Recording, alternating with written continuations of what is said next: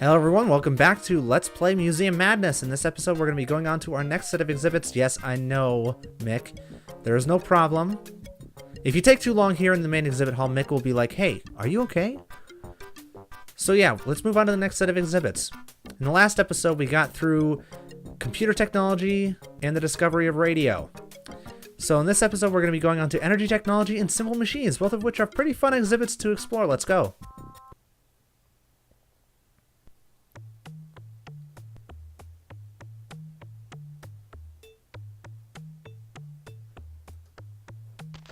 So this exhibit is all about energy and the technologies we use to get energy. Of course, it wouldn't be a kid's game from the 90s if it didn't have a Green Aesop in it somewhere. So let's go ahead and talk to Mick about what's wrong with this exhibit. The energy exhibit has been thrown completely out of balance. The ecological system in the first room has been so disrupted by the air that the air and plants are almost completely polluted. This is not supposed to look this way, i.e. You must fix the energy exhibits in the last three rooms, then go to the first room and use the control panel, that's this right here, to set the balance among polluting and non-polluting sources of energy. The exhibit will return to life once the balance has been restored. So let's move on to the next area. Again, by double-clicking on the edge, we can move on to the next area. So this is the Ides of Pollution room, basically saying, you know, cars without catalytic converters and, you know, pumps, smokestacks and things without filters and everything will turn the sky into smog. But there's not much we can do here yet, so we're going to have to move on to the next area. A nuclear reactor.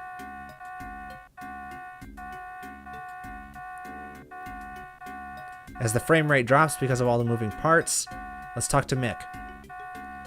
Nuclear plant is operating at only partial capacity. The waste storage unit has been damaged and must be repaired. You must get the plant back up to safe operating levels and dispose of any waste products. Alright, so first off, we have to actually physically shut the machine down so that we can start to repair it.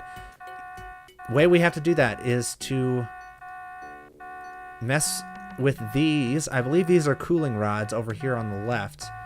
By moving them all up to the top, it automatically shuts the machine down. So then, we can pick up this part, one of the turbines, and just pop it back in there. Now, that'll allow the machine to operate at full capacity, which we can activate by pushing these back down into place.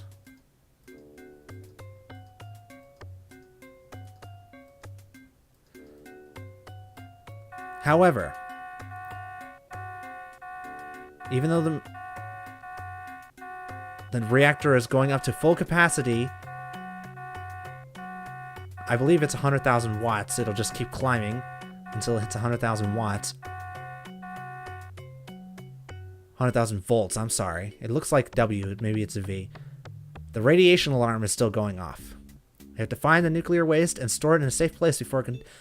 So this is the one thing that about this game I don't get. It's like they forget that there are exhibits instead of an actual thing. Because all of a sudden, the game goes first person, and we have to go into the reactor in a radiation suit and take care of radioactive waste. How on earth is this a thing? How on earth does a museum have a working nuclear reactor? Anyway, all we have to do to put away the waste is to open this toxic waste barrel, pick up the parts, and move them into the actual barrel of waste, close the lid, and we're done here. This is the easy part of the exhibit. And we're done. That's all we had to do to fix the nuclear reactor. The radioactive waste was literally just laying there. All we had to do was pick it up and put it into a toxic waste barrel. Yay! Captain Planet, he's a hero. It's going to take pollution down to zero. Anyway, this area has yet another puzzle for us to solve. But this one is a slightly different kind of puzzle than the last puzzles that we've been doing. Whereas the last puzzles were just, you know, sliding, not like a sliding puzzle, you know, pick up and drop different sections in different areas. This one is more like a Rubik's Cube or another kind of sliding block puzzle. We have to find the wind power one, which, as you can probably tell, has these turbines here. To do that, you have to cycle through. You have to cycle each line's pictures by clicking on the buttons on the sides. Each button will change either the column or the row of pictures. These are phenomenally easy because all you have to do literally is set up the rows and then just click through the columns until they match. And then hit the red button. So that's it for wind power. Now we need to do solar power. Now you don't even have to do the correct one right away. As long as you get one of them right, as long as you get it to be one of these things, you can just switch it and keep changing the picture until it's the proper one, and then just click it. I believe this is the solar power one. Okay, and now we need geothermal power. This one, you might not figure it out, but this one is this one with the red and blue piping here. That's the easiest way to figure it out. Just to, no, actually, that's nuclear power. My bad. That's the nuclear power plant that we literally just fixed. I think. Maybe, no. I was right the first time. I should stop doubting myself. Okay, so we just got to fix that. Cycle through.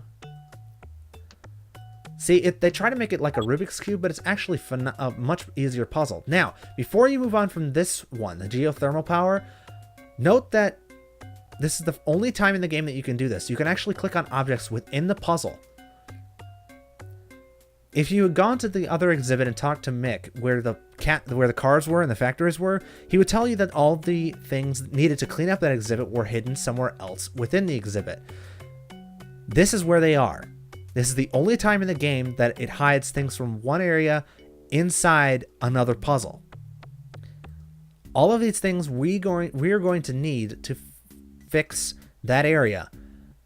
But you're not going to find these unless you know what you're looking for. Otherwise, you know,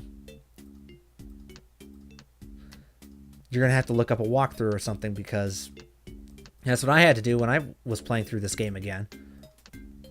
I had absolutely no idea that those were hidden there. None.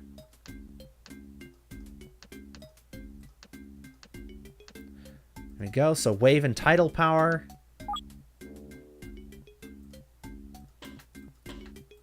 There we go. Done.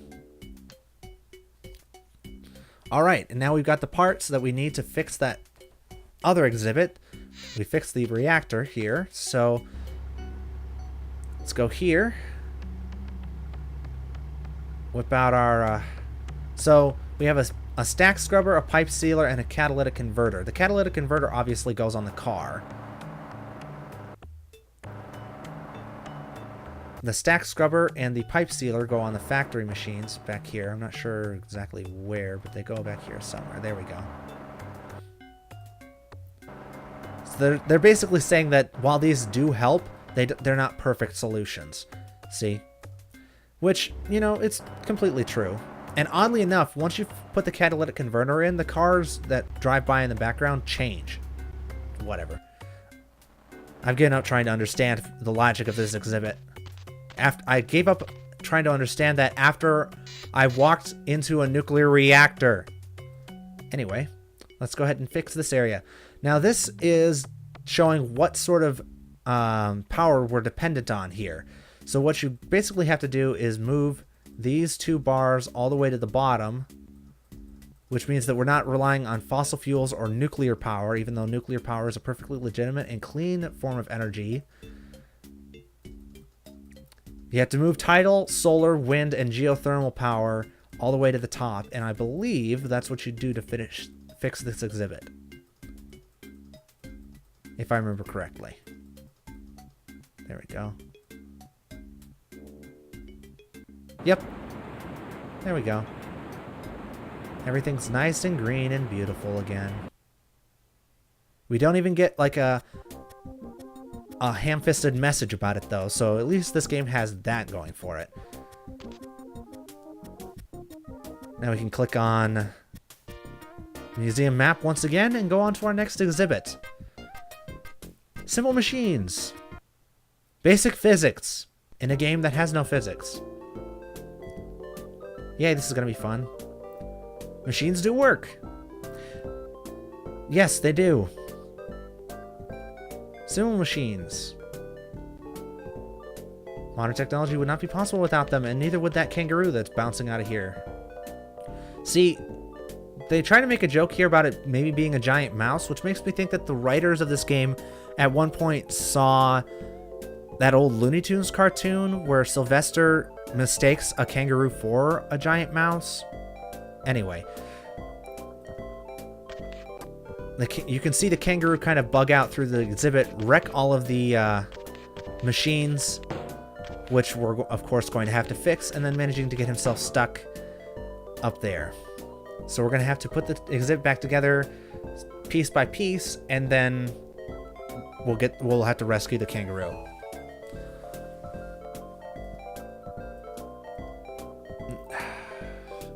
There we go. Now, this exhibit is got some of the probably the harder click puzzles in this game, simply because a lot of them, it can be harder to figure out where they go, where the pieces go, because the places aren't nearly as obvious. See, like that.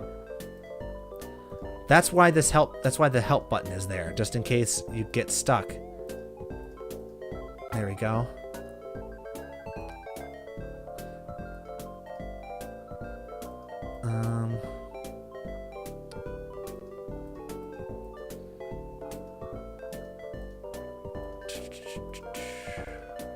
Let's just did this.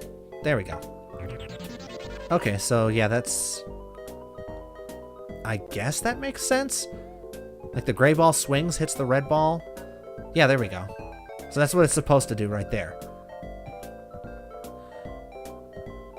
Now, basically what we have to do is we have to set up a loose Rube Goldberg machine with all of the parts to the exhibits. And then use that to get the kangaroo down from, you know, wherever he is on that ledge. So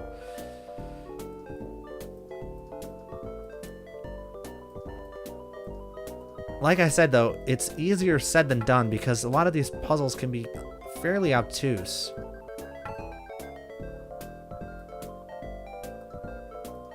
Because it's never, unless you memorize real quick where the locations of most of these things are, it's hard to figure out where they go.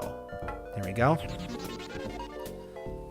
I mean, it's basic problem solving. You just click where it looks like it should go, but still.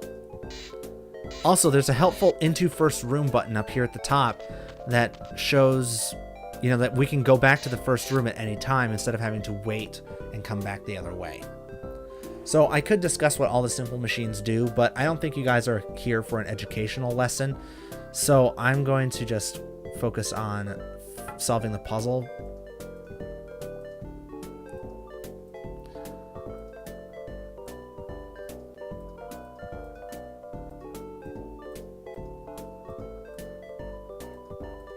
Okay, whoops, clicked out of it. Thankfully, even if you do click out of a puzzle before you finish it, it does save what pieces you have managed to put together.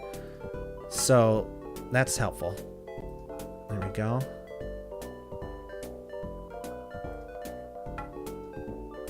Okay, so that's that. And then this one goes over here, I believe. There we go. So that's not hard. Now we go over to here to the last exhibit.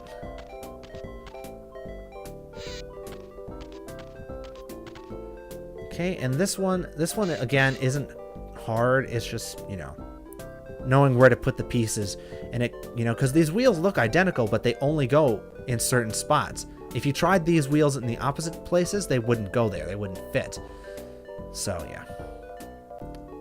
Whoops, clicked out of it again. Ah well. Don't worry, little buddy. We'll get you down out of there in a little bit. Just be patient with me. Okay, we'll try that one.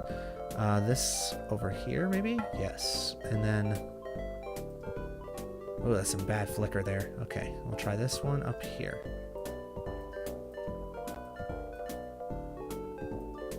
There we go. Again, it's just a matter of knowing where stuff goes. Okay, and now with all this, we can go back to the first room. And This is the only variable to this puzzle that has any bearing on anything. We have to set the correct height for this ramp so that the ball will be launched off at the correct angle to start the rest of the puzzle. Or Rube Goldberg machine, I guess. There we go.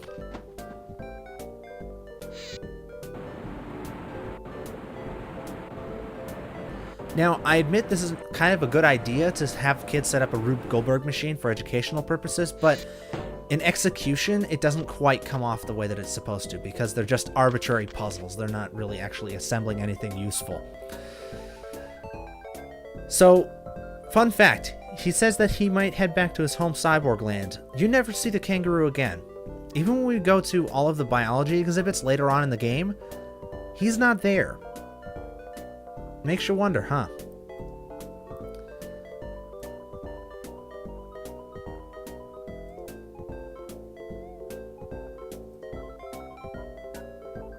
They're discussing whether or not Cyraps have feelings, and we can go back to the main hall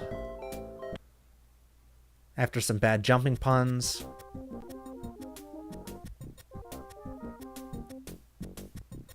And in the next episode, we'll get started on our next set of exhibits, Astrology and Cosmology.